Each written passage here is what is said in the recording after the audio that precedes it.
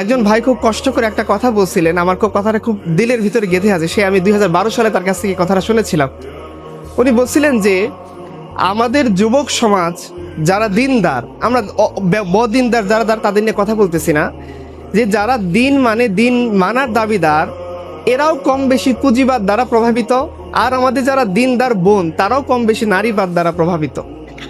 তো আমি এই কথাটা আমি তখনই নিতে পারিনি, আমার কাছে খুব কষ্ট লাগছে। এটা কিভাবে সম্ভব যে একটা ব্যক্তি সে তার জাহিলি লাইফস্টাইলকে কুরবানি করে, তার মিউজিকের অভ্যাসকে কুরবানি করে, অনেক কিছুকে কুরবানি করে সে দিনের পথে আসছে, আর আপনি তাকে বলতেছেন সে পুঁজিবাদ দ্বারা প্রভাবিত? কিভাবে সম্ভব? কিন্তু পরবর্তীতে যখন সিরাতের ঘটনা পড়তে গিয়ে রাসূলুল্লাহ সাল্লাল্লাহু আলাইহি ওয়াসাল্লামের জীবনের শেষাংশ আমি পড়লাম, তখন আমার কাছে মনে হয়েছে যে কথাটা ঠিক। রাসূলুল্লাহ সাল্লাল্লাহু আলাইহি ওয়াসাল্লামের জীবনী আপনারা পড়েছেন, আমি মুযাকারা করতেছি, জাস্ট মুযাকারা, একে অপরের সাথে কথাগুলো জাস্ট রিকল করা, রিপিট করা, মনে করিয়ে দেওয়া। সব কথাগুলি আমরা জানি আলহামদুলিল্লাহ। রাসূলুল্লাহ সাল্লাল্লাহু আলাইহি ওয়াসাল্লাম তার জীবনের শেষাংশে বিভিন্ন সময়ে বিভিন্ন ক্ষণে ক্ষণে বেশ কয়েকটা ভাষণ দিয়েছেন উম্মতকে লক্ষ্য করে। যখনই তিনি একটু সুস্থতা ফিল করেছেন, মনে হয়েছে যে না তিনি কথা বলতে পারবেন, হয় মিম্বরে চলে গিয়েছেন, নয়তো তার হুজরা থেকে তিনি তার উম্মতের জন্য দিক নির্দেশনা দিয়ে গিয়েছেন। তো ওইখানে রাসূলুল্লাহ সাল্লাল্লাহু আলাইহি ওয়াসাল্লাম শেষ মুহূর্তে একটা কথা বলতে গিয়ে বলতেছেন যে দেখো, আমি এই ভয় করি না যে আমার উম্মত সবাই A to Z শিরকে লিপ্ত হবে, আর এই শিরকে লিপ্ত হওয়ার কারণে তারা ধ্বংস হয়ে যাবে, আমি এটা মনে করি না। সাহাবায়ে কেরাম বলছে, ইয়া রাসূলুল্লাহ, তাহলে ভয়টা কি নিয়ে আমাদেরকে, যে আমরা আপনার উম্মত, আপনি আমাদেরকে হাতে গড়ে দিয়ে গেলেন, এরপর আরো জেনারেশন আসবে, জেনারেশন টু জেনারেশন আপনার দিনকে তারা ক্যারি করবে, তাহলে আমাদের নিয়ে ভয়টা কোন জায়গার মধ্যে, যে আমাদের প্রবলেমটা কোন জায়গাতে হবে? রাসূলুল্লাহ সাল্লাল্লাহু আলাইহি ওয়াসাল্লাম বলেন যে দেখো, শিরক করে সমস্ত উম্মত, আমার উম্মতে মুহাম্মদী যারা, মুসলমান যারা, মুমিন যারা, ইমানদার মুত্তাকি যারা, তারা মুশরিক হয়ে যাবে, এই ভয় আমার নাই। আমি একটা জিনিস নিয়ে খুব ভয় করছি, সেই ভয়টা হলো যে এদের সামনে দুনিয়া প্রসারিত হয়ে যাবে যেভাবে তাদের পূর্ববর্তী উম্মতের সামনে দুনিয়া প্রসারিত হয়ে গিয়েছিল, এবং তারা দুনিয়ার প্রতিযোগিতায় লিপ্ত হবে যেভাবে তাদের পূর্ববর্তীরা দুনিয়ার প্রতিযোগিতায় লিপ্ত হয়েছিল। এবং এই কাজটা, এই দুনিয়ার প্রতিযোগিতা, দুনিয়া নিয়ে খামচানো, দুনিয়া নিয়ে পড়ে থাকা, দুনিয়াকে জীবনের ইন্টেনশন বানিয়ে ফেলা, দুনিয়াকে জীবনের গোল বানিয়ে ফেলা, দুনিয়াকে জীবনের ভিশন বানিয়ে ফেলা, এই জিনিসটা তাদেরকে এমনভাবে ধ্বংস করবে যেভাবে তাদের পূর্ববর্তী কওমকে আল্লাহ তাআলা ধ্বংস করে দিয়েছিলেন। আপনারা আদ জাতির কথা জানেন, সামুদ জাতির কথা জানেন, কওমে লুতের কথা জানেন। এখনো জর্ডানে গেলে আপনারা দেখতে পাবেন যে এই মানুষগুলো, এই জাতিগুলো কতটা শক্তিশালী ছিল। এখন আপনারা টানেল বানাচ্ছেন, এই 2024-25 সালে এসে পাহাড় ছিদ্র করে টানেল বানাচ্ছেন আপনাদের দেশে, সমুদ্রের নিচ দিয়ে বানানোর চিন্তা ভাবনা করতেছেন। তারা ওই সময়ে, আজ খ্রিস্টের জন্মেরও 1000 বছর আগে, তারা পাহাড় কেটে কিন্তু টানেলের মতো করে সুন্দর সুদর্শন বাড়িগুলো নির্মাণ করেছে, শক্তিশালী ছিল। আপনারা ফিরাউনের কথা জানেন, মুসা আলাইহিস সালামের কওম, হ্যাঁ, যারা ছিল তারা কিন্তু বড় বড় পিরামিড নির্মাণ করেছে, যেটা এখনো পর্যন্ত আপনি লিফট ছাড়া, কোনো প্রকার ক্রেন ছাড়া অত উঁচুতে আপনি পাথর তুলতে পারবেন না। তারা 40-50 টন ওজনের পাথরগুলো অনেক দূর থেকে টেনে এনে তারা তুলেছিল। তার মানে তারা শক্তিশালীতার দিক থেকে, বিজ্ঞান প্রযুক্তির দিক থেকে খুব বেশি যদি পিছিয়ে ছিল ব্যাপারটা এরকম না, তারাও তাকতওয়ার ছিল, শক্তিশালী, ক্ষমতাবান ছিল। কিন্তু আল্লাহ তাআলা তাদেরকে ধ্বংস করে দিয়েছেন কেন? রাসূলুল্লাহ সাল্লাল্লাহু আলাইহি ওয়াসাল্লাম বললেন যে তাদেরকে ধ্বংস করা হয়েছে এই কারণে যে তারা দুনিয়ার প্রতিযোগিতা নিজেদেরকে মত্ত করে দিয়েছিল, ফলে তারা ধ্বংস হয়ে গিয়েছে। রাসূলুল্লাহ সাল্লাল্লাহু আলাইহি ওয়াসাল্লাম এই আলোচনাটাকে আরো লম্বা করলেন।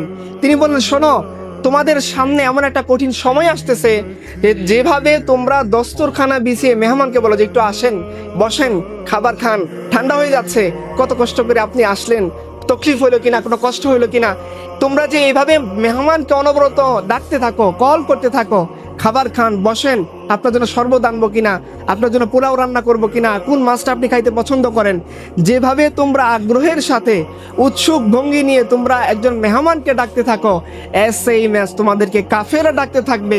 তবে মেহমানদারিতার জন্য না, যে তোমাকে নিয়ে এসে আপ্যায়ন করবে, তোমাদেরকে মারার জন্যে, হত্যা করার জন্য, কতল করার জন্য, নিঃশেষ করার জন্য তারা অ্যানাউন্স করে দিবে আজকে অমুক জায়গায় হামলা হবে, তমুক জায়গায় বোম্বিং হবে, তমুক জায়গায় মিসাইল নিক্ষেপ হবে।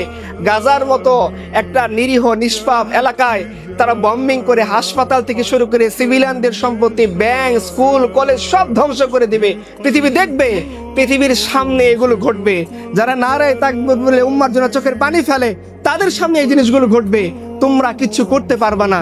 সাহাবায়ে কেরাম এই কথা শুনে বললেন, ইয়া রাসূলুল্লাহ, তখন কি আমাদের সংখ্যা কম থাকবে? যে আমরা ডে বাই ডে আমাদের সংখ্যা হ্রাস পেতে পেতে পেতে পেতে মুসলমানের সংখ্যা অনেক কম হবে আর কাফেরদের সংখ্যা বেড়ে যাবে, এটাই কি মূল কারণ হবে? রাসূলুল্লাহ সাল্লাল্লাহু আলাইহি সাল্লাম বলে যে না, এইটা কারণ হবে না। যে ডে বাই ডে তোমাদের সংখ্যা কমে যাবে, পৃথিবীতে তোমাদের খুঁজে পাওয়া যাবে না। যেভাবে অন্য উম্মতেরা দিন ছাড়তে ছাড়তে ছাড়তে সংখ্যা একেবারে কম হয়ে গিয়েছিল। আহলে আরবের মধ্যে যদি আপনি যান, রাসূলুল্লাহ সাল্লাল্লাহু আলাইহি ওয়াসাল্লাম যে সময় আহলে আরবে এসেছেন, আরবের জমিনে এসেছেন, ওই সময় মুমিনদের সংখ্যা খুবই কম। দুই একজন ওয়ারাকা ইবনে নাওফাল সহ এরকম কয়েকজন ছিল যারা আসমানি কিতাব, অরিজিনাল আসমানি কিতাবের চর্চা করত। গোটা আরব অন্ধকার জাহিলিয়াতের মধ্যে ছেয়ে ছিল। এরকম অবস্থা তো হবে না। রাসূলুল্লাহ সাল্লাল্লাহু আলাইহি ওয়াসাল্লাম বলে যে না, এরকম অবস্থা হবে না যে তোমাদের সংখ্যা কমে যাবে। অবস্থা কেন এরকম হবে, শোচনীয় কেন হবে? রাসূলুল্লাহ সাল্লাল্লাহু আলাইহি ওয়াসাল্লামকে সাহাবায়ে কেরাম পাল্টা প্রশ্ন করে, ইয়া রাসূলুল্লাহ, আমাদের এই শোচনীয় অবস্থার কারণ কি হবে? রাসূলুল্লাহ সাল্লাল্লাহু আলাইহি ওয়াসাল্লাম বলেন, দেখো, তোমরা তখন অনেক সংখ্যায় বেশি থাকবা, কিন্তু তোমাদের অবস্থা হবে সমুদ্রের মধ্যে ভাসমান ফেনার মতো। প্রিয় ভাইয়েরা, আপনারা অনেকেই কাপড় কেচেছেন অথবা সমুদ্র পাড়ে গিয়ে ফেনা দেখেছেন সমুদ্রের পানির ভিতরে। আপনি বলেন, সমুদ্রের পানির ফেনা সে কি সমুদ্রের ঢেউয়ের সাথে মোকাবেলা করার যোগ্যতা রাখে? রাখে না। সে মিটে যায়, মিশে যায়, নিঃশেষ হয়ে যায়। তার পরিমাণ যত হোক, তার অ্যামাউন্ট যত হোক, তার বিশালতা যত বড়ই আপনি দেখেন না কেন, এর শক্তি নেই সমুদ্রের ঢেউয়ের সাথে, ঝড়ের সাথে, উত্তাল তরঙ্গের সাথে মোকাবেলা করে সেখানে টিকে নিজের অস্তিত্বকে বজায় রাখা, নিজের অস্তিত্ব, নিজের শক্তি, নিজের তাকতকে জানান দেওয়া। এই শক্তি কোনো ফেনার নেই। রাসূলুল্লাহ সাল্লাল্লাহু আলাইহি সাল্লাম বললেন যে তোমাদের অবস্থা হবে সেই ভাসমান ফেনার মতো। যারা সংখ্যায় অনেক বেশি থাকবা, তাদের কওয়ত, তাদের তাকত, তাদের ইমানি শক্তি, তাদের তাকওয়া, এগুলো কোনো কিছুই ওরকম থাকবে না যেটা দেখে কাফেররা ভয় পাবে। বরঞ্চ এই সংখ্যায় বেশি হওয়া সত্ত্বেও মিলিয়ন্স অফ উম্মাহ আমাদের সামনে আছে। আপনি দেখেন 150 কোটি 170 কোটি মুসলমান আছে, কিন্তু 170 কোটি মুসলমানের সামনে 170 কোটি মুসলমানের হৃদয়ের স্পন্দন মুহাম্মদ রাসূলুল্লাহ সাল্লাল্লাহু আলাইহি ওয়াসাল্লামকে গালি দেওয়া হয়। ইমাম মালিক বলেছেন, কাজী ইয়াস তারা শিফা কিতাবের মধ্যে এই কওলকে কোট করেছেন। তিনি বলেছেন, যদি উম্মতের সামনে নবী সাল্লাল্লাহু আলাইহি ওয়াসাল্লামকে গালি দেওয়া হয়, গোটা উম্মতের বেঁচে থাকার কোনো সার্থকতা থাকে না।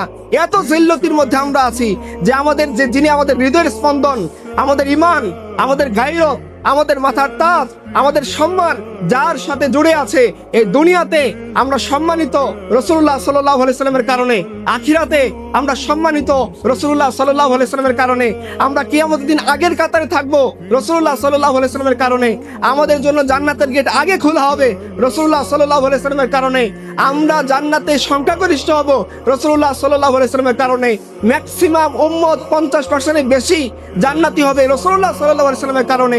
আল্লাহ রাসূল সাল্লাল্লাহু আলাইহি ওয়াসাল্লাম যার আমলকে পেশ করবে আল্লাহর সামনে, সেটা উম্মতে মুহাম্মদী হবে। এত বড় ইজ্জতের অধিকারী আমরা যে রাসূলের কারণে হয়েছি, আমাদের সময়ে আমরা এত বদবক, এত বেগায়রত, এত জিল্লতির মধ্যে আছি যে আমরা কোনো প্রতিবাদ করতে পারি না।